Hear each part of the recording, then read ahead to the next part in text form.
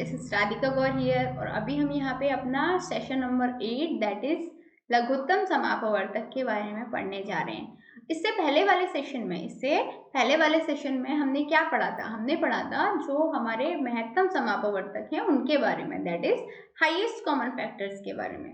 तो इस सेशन में हम क्या पढ़ेंगे? इस सेशन में हम पढ़ेंगे लघुत्तम समापवर्तक, that is LCM stands for lowest common multiple, lowest common multiple। हम इनके बारे में आज पढ़ने जा रहे हैं। तो देखते हैं ये क्या होते हैं और कैसे हम इनको आसानी से समझने की कोशिश करते हैं। देखिए 4 और 6 सार गुणज हैं क्या?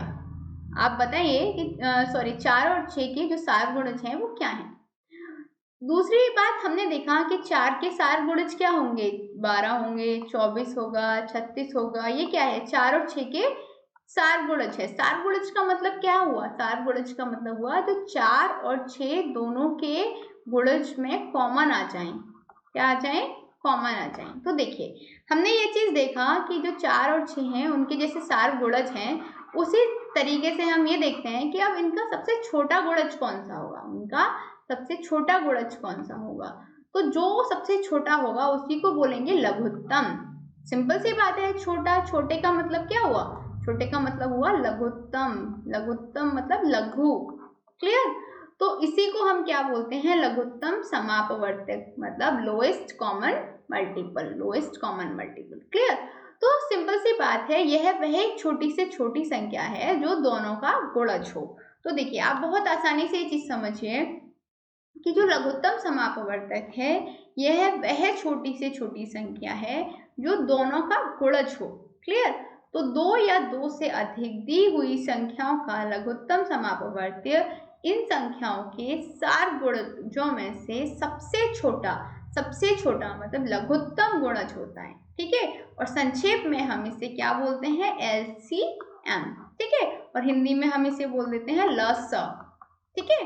तो ये चीज आपको याद रखनी है। तो अब हम पढ़ते हैं कि जो लघुत्तम समापवर्तक हैं उन्हें हम निकालते कैसे हैं। तो देखिए इसके 2 तरीके होते हैं, मैं दोनों से आपको समझाऊंगी। सबसे पहले हम 12 है, ठीक है, उसके गुणज लिख लें। 18 है उसके गुणज लिख लें और दोनों के गुणज निकालने के बाद उनके सार गुणज निकाल लें। ठीक है? तो हमने देखा 12 और 18 के सार गुणज क्या हुए? 36, 72, 108। ये क्या हुए? 12 और 18 के सार गुणज हुए। ठीक है? अब इनके अभाज्य गुणनखंड क्या है? अब देखिए 12 के अभाज्य गुणनखंड आप निकालेंगे 2 गुणा 2 गुणा 3। क्लियर? 18 के निकालेंगे तो 2 गुणा 3 गुणा 3। ठीक है? अब इनमें हम देखेंगे कि दोनों संख्याओं में क्या अधिकतम बार आता है। तो हमने देखा अभाज्य गुणनखंड 2 है वो 2 बार आता है। क्लियर? इसी प्रकार अभाज्य गुणनखंड 3 है वो भी क्या आता है? 2 बार आता है। ठीक है? तो हम देखते हैं कि 18 के गुणनखंडों में तो ऐसा है और 12 के गुणनखंडों में ऐसा है। तो 2 संख्याओं का लस है उन अभाज्य गुणनफलों का गुणनफल है जो उन संख्या में अधिकतम बार आते हैं। तो कहने का मतलब ये हुआ कि 2 गुणा 2 गुणा 3 गुणा 3 ये बराबर 36। ये क्या हो गया? ये 12 और 18 का लसा हो गया। 12 और 18 का लसा हो गया। समझ में आई बात? तो बहुत ही आसान है। एक तरीका तो ये है कि हम दोनों के सार गुणज निकाल ले और सार गुणजों में जो सबसे छोटा होगा वो उन संख्याओं का लसा हो जाएगा। दूसरा तरीका ये है कि हम दोनों संख्याओं के अभाज्य गुणनखंड निकाल लें और अभाज्य गुणनखंड के हिसाब से हम पता लगाएं कि उनका लसा क्या होगा। अच्छा चलिए हम अगले क्वेश्चन की तरफ बढ़ते हैं। हमारे पास जो संख्याएं हैं वो हैं 40, 48 और 45। हमने इनके अभाज्य गुणनखंड किए। तो 40 के अभाज्य गुणनखंड कैसे करेंगे? देखिए पहले 2 दूनी 4, 2 दाम 20, 2 पंजे 10, 5 एकम 5, 2 गुणा 2 गुणा 2 गुणा 5। ठीक है? 48 के कैसे करेंगे? 2 दूनी 4, 2 चौक 8, 2 एकम 2, 2 दूनी 4, 2 छिक्की 12, 3 दूनी 2 तिया 6, 3 एकम 3। तो कहने का मतलब ये है 2 गुणा 2 गुणा 2 गुणा 2 गुणा 3। 45 के करिए। देखिए 45 के करेंगे तो 3 से जाएगा, 3 एकम 3, 3 पंजे 15, फिर 3 से 3 पंजे 15, फिर 5 से एक बार, तो 3 गुणा 5। तो अब देखा हमने कि इन अभाज्य गुणनखंडों में 2 कितनी बार आता है अधिकतम? 4 बार आता है, इसमें 48K में आता है। 5 केवल 1 बार आता है, ठीक है। और 3 कितनी बार आता है अधिकतम, किसमें आता है, 2 बार आता है, 3 2 बार आता है, क्लियर। तो अब हम इसको ऐसे लिख सकते हैं ना, 2 गुणा 2 गुणा 2 गुणा 2 गुणा 3 गुणा 3 गुणा 5। तो इसको जब मल्टीप्लाई करेंगे तो आंसर आ जाएगा हमारा 720। तो इन तीनों का जो लसा होगा वो क्या होगा, 720 होगा, ठीक है।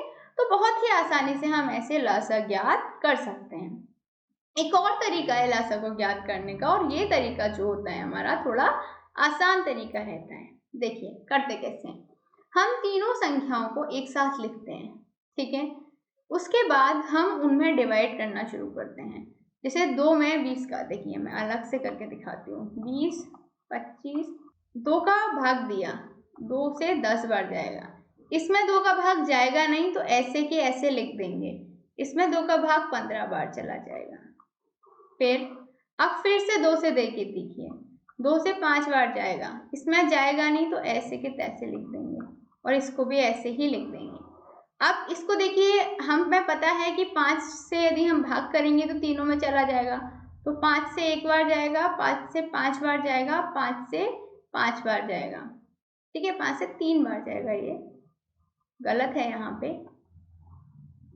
ठीक है, ये रॉन्ग है। चलिए अब इसके बाद में हम फिर किससे करेंगे, फिर हम 5 से करेंगे। तो 5 से 1 बार जाएगा, ये ऐसे ही लिखे रहेंगे 3। अब इसको फिर 3 से करेंगे तो ये भी 3 से 1 1 1 आ जाएगा यहाँ पे। तो देखिए हमने क्या देखा कि लसा किसके बराबर हो जाएगा, 2 गुणा 2 गुणा 5 गुणा 5 गुणा 3। तो 2 दूनी 4, 5 20, 5 100 या 300, क्लियर। तो ये कितने का लसा आ गया, 20 25 और 30 का लसा कितना आ गया, 300 आ गया। तो ऐसे ही हम आसानी से क्वेश्चंस को सॉल्व करते हुए चल सकते हैं। आगे बढ़िए, देखिए जब हम लसा और मासा पढ़ते हैं तो लसा और मासा से रिलेटेड हमारे काफ़ी सारे न्यूमेरिकल्स हमें देखने को मिलते हैं, काफ़ी सारे वर्ड प्रॉब्लम्स हमें देखने को मिलते हैं। तो ऐसे ही एक वर्ड प्रॉब्लम है यहाँ पे, हम उसको डिस्कस कर लेते हैं। देखिए 2 टैंकर्स हैं, क्रमशः 850 लीटर और 760 लीटर मिट्टी का तेल आता है उनमें। उस बर्तन की अधिकतम धारिता, अधिकतम कैपेसिटी ज्ञात करनी है, अधिकतम ज्ञात करनी है, ये चीज़ आपको याद रखनी है, ठीक है। और साथ में हमें ये देखना है कि ऐसी कैपेसिटी हो कि जो उन तेल को, जो दोनों टैंकर हैं उसके तेल को पूरा पूरा माप दे, क्लियर।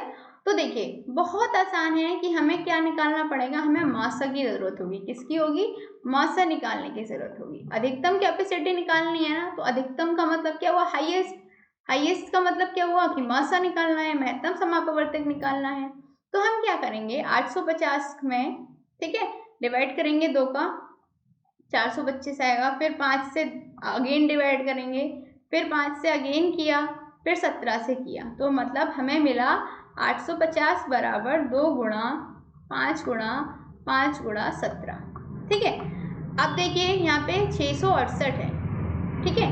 क्या है यहाँ पे हमें गिवन है 668, 680 सॉरी, यहाँ पे हमें क्या गिवन है, 680 गिवन है।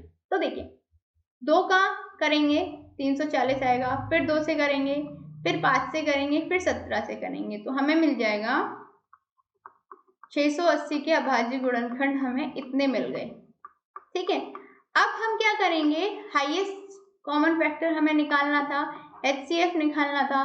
तो HCF निकालने के लिए हमें सिंपल सी बात है कि हमने दोनों के जो अभाज्य गुणनखंड है उनको एक साथ लिख के और कॉमन निकालेंगे। तो हमने देखा कि 2 दोनों में है तो मतलब 2 कॉमन आ गया, 5 भी दोनों में है तो 5 कॉमन आ गया, 17 भी दोनों में है तो 17 कॉमन आ गया। इन तीनों की मल्टीप्लाई कर देंगे, 2 गुणा 5 गुणा 17, 2 गुणा 5 हो गया 10 गुणा 17, 10 गुणा 17 किसके बराबर हो गया, 170 लीटर। तो जो वंचित बर्तन है उसकी अधिकतम धारिता कितनी होगी, 170 लीटर होगी, 170 लीटर होगी, क्लियर। और ये पहले बर्तन को कितनी बार में भरेगा, 5 बार में भरेगा, और दूसरे बर्तन को कितने बार में भरेगा, 4 बार में पूरा पूरा माप देगा, ठीक है। तो देखिए ये क्वेश्चंस बहुत आसान होते हैं, बस समझने की देर होती है। यदि आप आसानी से समझने की कोशिश करेंगे तो कोई भी क्वेश्चन ऐसा नहीं है जो आपको समझ में नहीं आएगा। ये देखिए वह सबसे छोटी संख्या ज्ञात कीजिए जिसे 12, 16, 24 और 36 से भाग देने पर प्रत्येक दशा में 7 शेष रहता है। ठीक है, तो इसको निकालने के लिए छोटी से छोटी संख्या है, छोटी से छोटी है, छोटी का मतलब हुआ कि हमें लघुत्तम चीज निकालनी है, लघुत्तम निकालनी है तो मतलब हमें लसा निकालना है, मतलब हमें एलसीएम निकालना है। पहले तो आपको वर्ड प्रॉब्लम समझनी होगी और ये देखना होगा कि हमें एलसीएम निकालना है या फिर एचसीएफ निकालना है। तो देखिए यहाँ पे 12, 16, 24, 36 चारों संख्याओं को हमने एक साथ लिख लिया। 2 से भाग देते चले गए हम, 2 से 6 बार जाएगा, फिर 8 बार जाएगा, ये 12 बार जाएगा, ये 18 बार जाएगा, फिर 2 से देंगे, ये 3 बार जाएगा, 4 बार, 6 बार, 9 बार। फिर हम 2 से कर सकते हैं, 3 तो जाएगा नहीं, 2 बार, 3 बार, 9 को ऐसे ही लिख देंगे। फिर 3 से करेंगे, तो हमने देखा हम इसको हम कब तक करते रहेंगे, जब तक 1 1 1 नहीं आ जाएगा नीचे। तो हमने यहाँ से क्या ज्ञात किया, हमने ज्ञात किया कि 112, 16, 24 और 36 को हम कैसे लिख सकते हैं, 2 गुणा 2 गुणा 2 गुणा 2 गुणा 3 गुणा 3, ये हम उसके एलसीएम के रूप में विस्तार से लिखेंगे। मतलब इनको जब इंटू करेंगे तो हमारा आ जाएगा 144।